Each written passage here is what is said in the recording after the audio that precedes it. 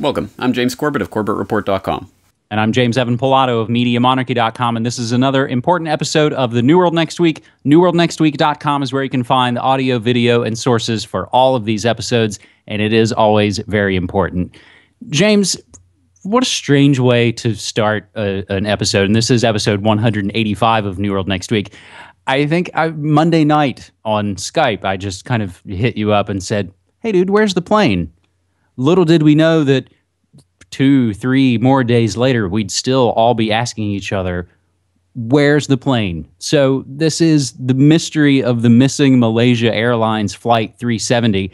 And I wasn't going to mention this, but you may as well. I'm just going to give the breakdown from Wikipedia because it's as true and as factual as anything else we know about this bizarre case, so that later when folks watch this video, years down the road, they can see what we were talking about. Malaysia Airlines Flight 370 was a scheduled passenger flight from Kuala Lumpur, Malaysia to Beijing, China. On Saturday, March 8th, 2014, the 777 disappeared with 227 passengers of 15 nationalities, plus 12 crew members on board, following its last contact with air traffic control less than an hour after takeoff, which has been now recently reported the last words from the pilot were allegedly, all right, good night. A joint search and rescue effort covering an area of 27,000 square miles or 70,000 kilometers in the Strait of Malacca and the South China Sea, conducted by at least 12 countries. The search area continues to expand, and searchers begin to even look for evidence on land. 2 passengers who boarded the aircraft using stolen passports initially raised concerns of a terror plot. Malaysian police identified both passengers and said they were unlikely to be terrorists. Communication between official representatives of many organizations and the public regarding the loss of the flight has been imprecise, incomplete, and sometimes inaccurate, and there are doubts concerning the aircraft's possible location and trajectory. On March 12th, that was now yesterday as you're watching this, Wednesday, Chinese authorities announced that one of their satellites had observed large floating debris at sea northeast of Kuala Lumpur and on the intended flight track. James, the most recent bit of breaking news in this obviously developing now 6 days on story, now they're wondering if the plane flew for at least 4 hours after no contact. So the theories go wild, and this is perfect fodder for endless speculation. Was it terror? Was it air? Did a meteor hit it? I couldn't help but think when they showed these suspects' photos, they look like the Tsarnaev brothers from the Boston bombing from last year. The pilot has let people into the cockpit for fun before. The phones are still allegedly ringing, and thanks to our man on Twitter at GJ Salisbury, we'll give you the guide to the missing Malaysia airline plane conspiracy theories. James? Well, it is just a bizarre mystery at this point, and we really don't have a lot of facts to go on, but there are at least a couple of points that I find interesting in this. One is the fact that this is being used as an opportunity to comment negatively on the government in Malaysia, and and now there's all sorts of questions being raised about what the government knew and what information they were and weren't sharing and when they shared it, etc., etc. So that's interesting in and of itself, because the demonization of the Malaysian government is part of I think, a larger strategy that also involves, of course, the smearing of the former Prime Minister, Dr. Mahathir Mohamad, who invited people like myself out a couple of years ago to talk about 9/11 truth.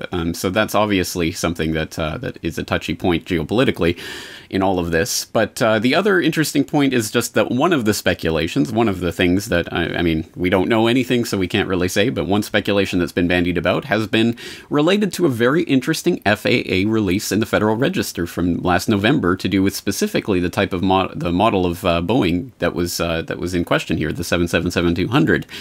From federalregister.gov, quote, the integrated network configurations in the Boeing model 777-200, 300, and 300ER series airplanes may enable increased connectivity with external network sources and will have more interconnected networks and systems such as passenger entertainment and information services than previous airplane models.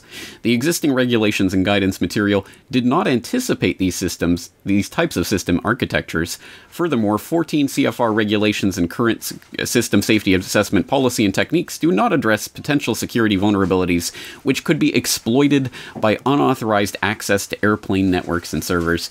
End quote. Long story short, some people are speculating, does this mean Boeing knew about a vulnerability that would allow this precise model of airplane to be taken over remotely? Does this play into what happened and why this plane was apparently wildly off course in the last time it was known? And that, of course, brings up, at the very least, it brings up the specters of the possibility of the remote-controlled airplanes on 9/11, which I've talked to 9/11 researcher Aidan Monahan about a couple of times on the Corbett Report, so people can look into the archives for that.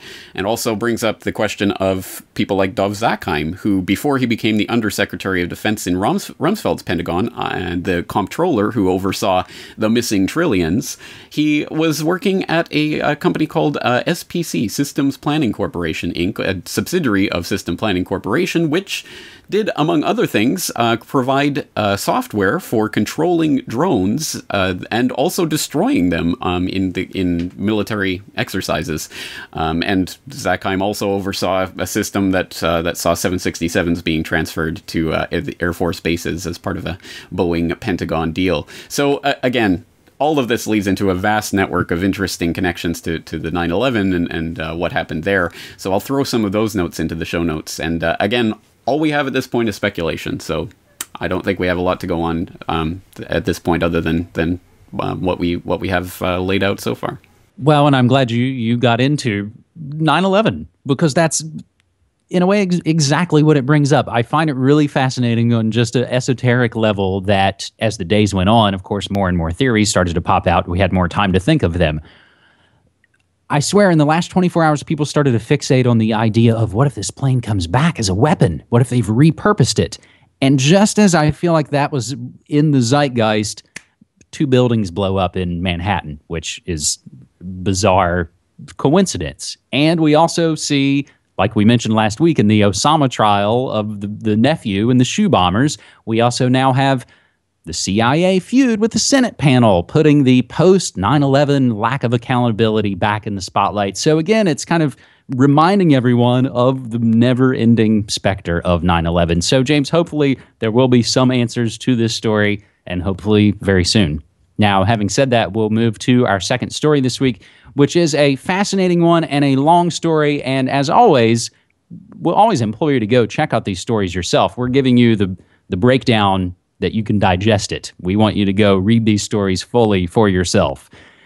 Fascinating story via the New York Times and posted to my own foodworldorder.com. After a big bet, hedge fund pulls the levers of power, staking $1 billion that Herbalife will fail and then lobbying to bring it down.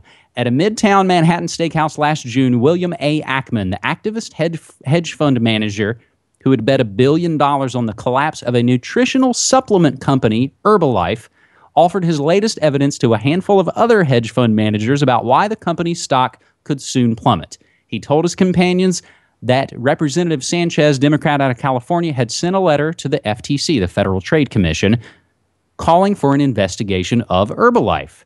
The commission had not yet stamped the letter as received, nor had it been made public, but Mr. Ackman, who had personally lobbied Sanchez and stood to profit if the company's stock dropped as a result of the call for an inquiry, already knew what it said and read the letter to his buddies from his cell phone. When the office ultimately released it, they backdated it to the day before dude was telling all his bankster buddies about it.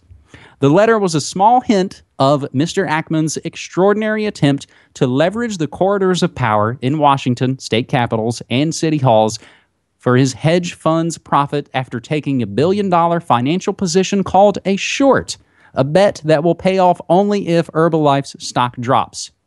Corporate money is forever finding new ways to influence government, but Mr. Ackman's campaign to take this fight to the end of the earth, using every weapon in the arsenal that Washington offers in an attempt to bring ruin to one company, is a novel one, fusing the financial markets with the political system.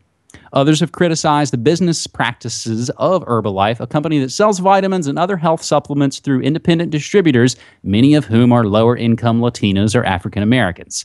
But Mr. Ackman's attack is unprecedented in its scale, and Herbalife officials strongly deny his accusations that the company is a pyramid scheme that stays afloat by constantly recruiting new distributors. In closing, James, and again, it's a long, fascinating story. To pressure state and federal regulators to investigate Herbalife, an act that alone would cause the stock to dive, his team has helped organize protests, news conferences, and letter-writing campaigns in California, Nevada, Connecticut, New York, and Illinois, although several of the people who signed the letters to state and federal officials say they don't remember sending them. This all according to a New York Times investigation. James, this is really a fascinating story, which still connects to the specter of 9/11 with shorts. That's exactly what I was going to say. In fact, just as you were reading that, it really occurred to me that this is just another form of that, what we've seen before. And again, for people who don't know about the put options on 9/11, there's a lot of work that I've done on that in the past, so I hope you'll look into it. But yes, the ability to bet on a company going down gives all sorts of, not only opportunities, but incentives for people with a lot of money and power to make that company go down. And that can be done in a very spectacular fashion, as on 9/11, or in just an insidious fashion, like what we're seeing with Herbalife. And I'm glad you found this story, because this one, I didn't see this one at all when it came out in the newswires. And to me, this is absolutely the heart of the core of the corruption of the fascist state, and exactly why it must be opposed vociferously, why it is so insidious, this corporate government nexus. Because again, if the rich and powerful people in positions to bet billions of dollars on this or that company going down can then spend billions of dollars to make it happen in order to make even more billions of dollars, where does that leave the average person with the average mom and pop type business operation? It obviously means that the money will continue to accrue in fewer and fewer hands of the connected insiders and their cronies. And that's exactly what is happening. The wealth inequality continues to raise in America, which and all around the world, but specifically, I think most obviously in America. And it's precisely because of this corporate governmental fascistic nexus. And that's why we have to argue as strenuously and as often as possible and as loudly as possible for the separation of business and state at the very least. And of course, I would argue for the elimination of the state altogether. But at any rate, the separation of business and state. And on that note, people might want to check into my recent interview with Ryan Dawson about that, the ebook that he's penned, The Separation of Business and State, which is, I think, really the core of the problem that we're dealing with, and be brilliantly exposed by just a story like this, where there isn't even anything so untoward going on. It's just the usual kind of crony conspiracy that we often see, but it really does. It can completely level companies and completely make people's fortunes based solely on their connections to the inside the Beltway. James, let's now quickly move to our third and final story this week for the celebrity update you've all been waiting for. Between Two Ferns boosts traffic to Obamacare website. President Barack Obama, Barry Soetoro, and his decision to appear on comedian actor Zach Galifianakis' web series Between Two Ferns, drawing fire, of course, from conservatives. But it might be just what the doctor ordered for the American Health Care Act, Obamacare, the Affordable Care Act.